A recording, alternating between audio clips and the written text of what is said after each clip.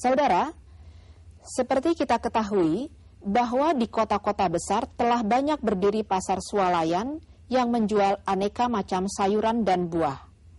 Pasar swalayan tersebut membutuhkan beraneka ragam sayuran yang berjumlah besar, bahkan sering ditemukan jenis sayuran tertentu yang tidak ditemukan pada pasar tradisional.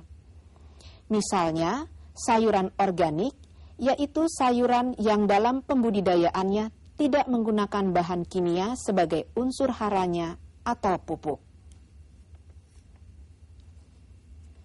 Begitu pula pada budidaya tanaman hias, nuseri-nuseri yang banyak bertebaran saat ini banyak menggunakan sistem hidroponik untuk pembudidayaan tanamannya. Kemudian bagaimanakah prospek pasar sayuran atau buah hidroponik yang diusahakan di daerah pedesaan atau pinggiran? Harus diakui bahwa daya serap pasar sayuran dan buah hidroponik yang utama adalah kota dengan pasar swalayan sebagai salah satu ujung tombaknya. Namun, untuk usaha yang tergolong kecil sampai menengah, masih ada segmen pasar yang dapat dimasuki, yaitu perumahan dan rumah sakit. Dengan keunggulan mutu yang dimiliki oleh sayuran atau buah produk sistem hidroponik, rasanya tidak sulit merebut pasar yang ada.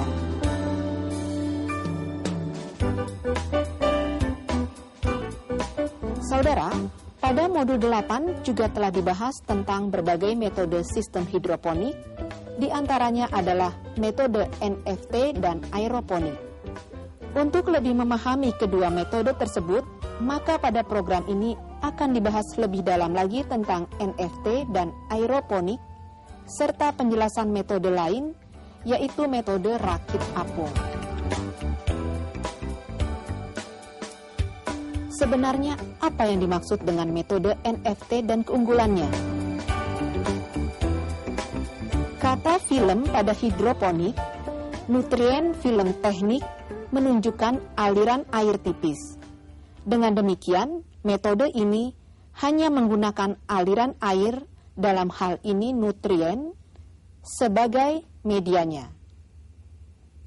Keunggulan sistem ini antara lain, air yang diperlukan tidak banyak, kadar oksigen terlarut dalam larutan hara cukup tinggi, air sebagai media mudah didapat dengan harga murah, pH larutan mudah diatur, dan ringan sehingga dapat disangga dengan talang.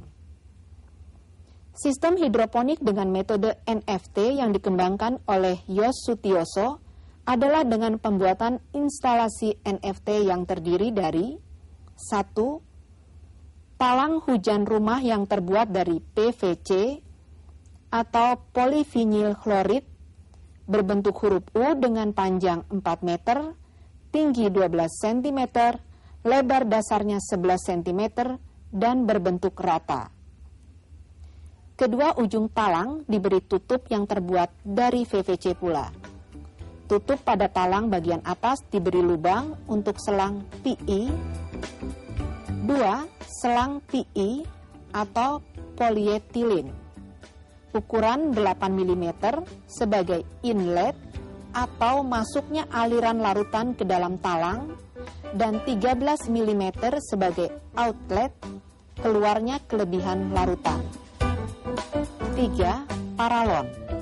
Selang PE disambung dengan paralon yang bermuara di kolam tandon.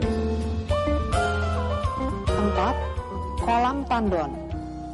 Di dalam kolam tandon ada pompa submersible atau pompa celup.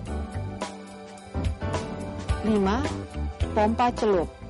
Pompa celup berfungsi memompakan kembali larutan ke inlet talang sebagai kerja resirkulasi atau daur ulang aliran. Pompa celup ini dijalankan terus-menerus tanpa henti. 6. Sebagai penyangga bed tanaman digunakan rangka dari kayu.